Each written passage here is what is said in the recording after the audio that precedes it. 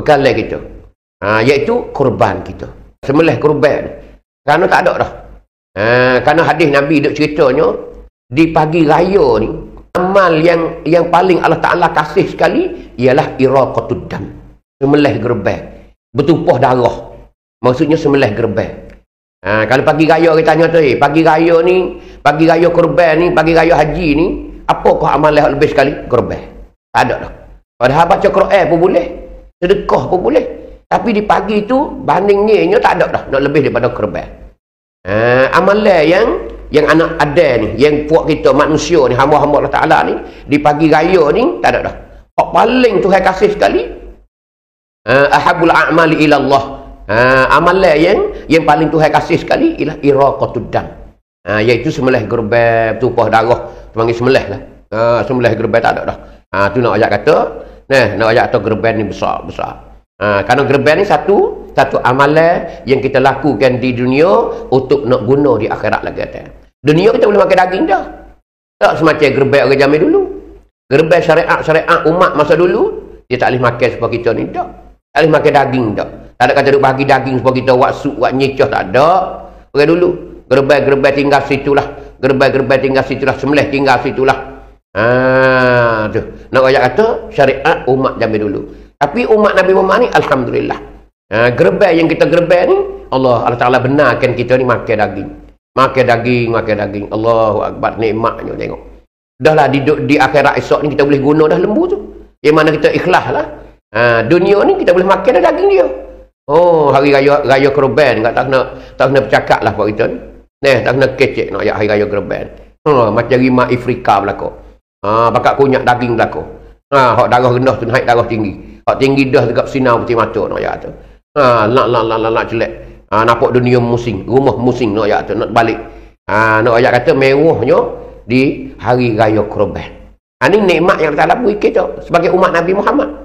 Ini fisik dia panggil, special. Allah Ta'ala beri kepada umat Nabi Muhammad. Dahlah lembu gerban ni boleh guna di akhirat esok. Karena Nabi kata matayakum. Fa innaha 'ala sirati matayakum. Dalam perjalanan mung lagi ke datang, gerban mung sebagai penaikan. Mung boleh naik lagi ke datang. Sebab itulah kurban ni digalak.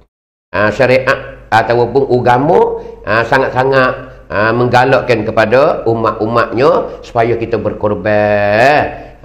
Lebih-lebih lagi di raya kurban kita ni insya-Allah Ta'ala. Kita usahalah. Kalau ada kemampuan kita usahalah. Sebab itulah hukum kurban ni macam-macam di antara mazhab. Di antara mazhab. Kerana nak ayat kata kurban ni besar kurban. Faedah dia tu besar nak ayat tu. Sebab tu imam Hanafi, mazhab Hanafi ni wajib. Wajibun fi kulli am. Wajib pada tiap-tiap tahun marratan. Sekali. Tahun sekali tu wajib. Tu mazhab Hanafi nak ayat tu. Tapi dia bagi pula. Bagi siapa dia? Bagi ahli amsar. Bagi orang duk bandar-bandar. Macam orang duk kedai-kedai besar, bandar-bandar tu, dia berwajib. Kerana orang duk bandar ni, orang ada pitih lah, orang ada duit. Orang ada duit ni, mana wajib mazhab Hanafi ni. Ada pun orang duk kapung, orang tidak ada kemampuan mana, hak tu sunat, macam mazhab lain lah. Ada pun lain, Syafi'i, selain daripada Hanafi ni, sunat muakkad. Sunnatun muakkadatun, sunat muakkad. Jadi sunat yang sangat-sangat bawah pada hak wajib sikit. Tak sampai ke wajib, tapi tak turun ke sunat biasa dak. Panggil sunat muakkad. Pahala dia ni panggil bawah sikit pada hak wajib. Nah, ayat tu besarnya. Sebab itulah Islam ni sangat-sangat menggalakkan umat dia supaya berkorban, korban lagi.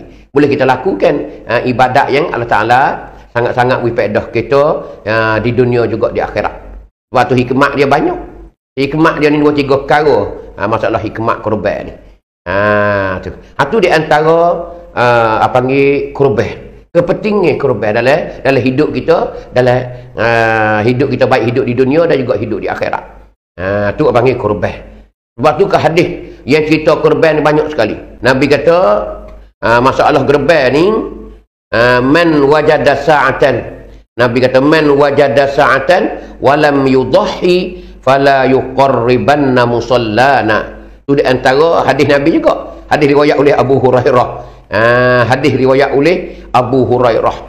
Nabi kata, "Man wajada sa'atan." Siapa-siapa yang ada keluasan. Siapa-siapa yang ada keluasan. Apa keluasan? Yang ni orang ada kemampuan.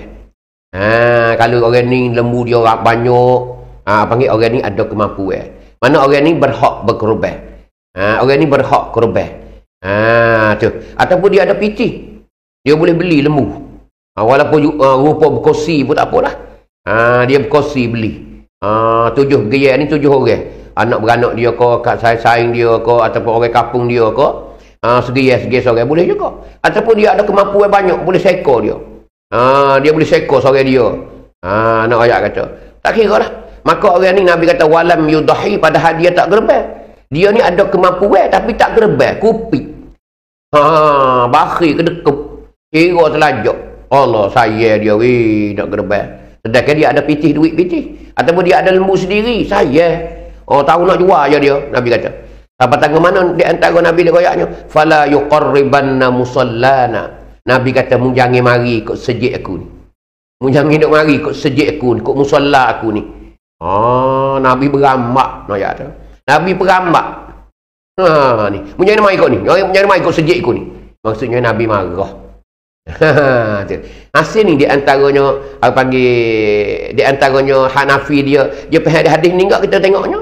Jadi kalau ada kemampuan kok apa Nabi marah. Nabi tak sewi happy. Rasul masuk dekat dengan masjid dia, dengan musalla dia, tempat semaya dia. Ni masjid dia lah. Munyang mari sejid. Kalau mu ada keluasan, kalau ada kemampuan. Nah, kalau mu ni panggil pasal kita mikhwam samad. Mu ni ada kemampuan. Duit ada, dah tak gerbang. Nabi kata jangan mari sini. Sini nak ayat tu Nabi tekan. Jadi antara Hanafinya, antara Hanafi kata gitulah. Sebab tu orang duk bandar tu dia kata wajib. Sekali setahun nak gerbang, wajib. Nak ayat tu. Kita tengok di hadis ni kita faham pun. Allah, tidak Nabi duk marah apa. Nabi duk marah apa. Sebab itulah nak ayat kata orang yang ada kemampuan, orang yang ada pitih tu gerbang lah. Atau sekecil banyak lah gitu gini. Tuhan boleh naik, alhamdulillah. Pentingnya kita ikhlas dengan Allah Subhanahu wa taala. Walau segiya, walau 2 giya kita tak kira dah. Dia kata banyak banyak ekor pun tak apa. Tak usah kita nak naik belakang, tak apa. Tuhan tak boleh naik dia boleh pahala pula. Pentingnya kita duduk sana ni tak ada dah. Tuhan ayat dah wala najziyannahum ajrahum. Kami nak balaskan akan pahala. Kalau tak boleh naik lembu kita banyak ekor dah. Kalau kita naik seekor je ataupun 2 ekor duk gilir dah. Kalau lain lagi tu boleh dituhai beri pahala. Tak usah soal lah tu kita buat sudah. Buatlah sudah.